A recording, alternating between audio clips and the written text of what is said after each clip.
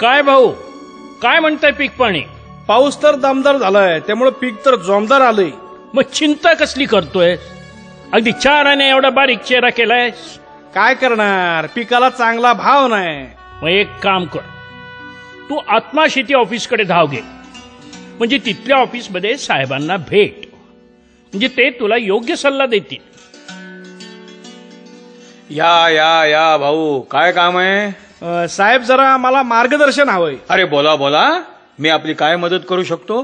साहेब, यंदा पीक चांगलं आलंय हो. बर. पण बाजार नरम आहे, त्यामुळे चांगला भाव मिळणार नाही. म्हणून तो मला आता विकायचा नाही. पण माल ठेवायचा कुठं, हा सुद्धा लाख मोलाचा प्रश्न आहे. हे बघा, वखार महामंडळाच्या गोदामात तुम्ही तुमचं पीक ठेवू शकता. हा, शेतकऱ्यांना सवलतीच्या दरात माल गोदामात ठेवता येतो. अरे वा, हे म्हणजे असं झालं काखेत कळसान गावाला वळसा. पुढचा ऐका, फक्त 60% व्याजदराने ठेवलेल्या मालाच्या 80% मालाची जी बाजारात किंमत असेल त्या हिशेबात कर्जही मिळू शकतं.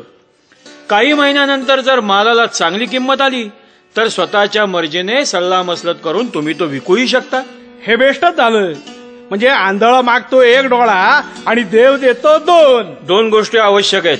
हा, जमिनीचा 7/12चा उतारा आणि ओळखपत्र. आणि तो माल ठेवण्यासाठी आवश्यक कागदपत्र देऊन मी पावती घेतली. बँकेत गेलो आणि मला सहजरित्या कर्ज मिळालं.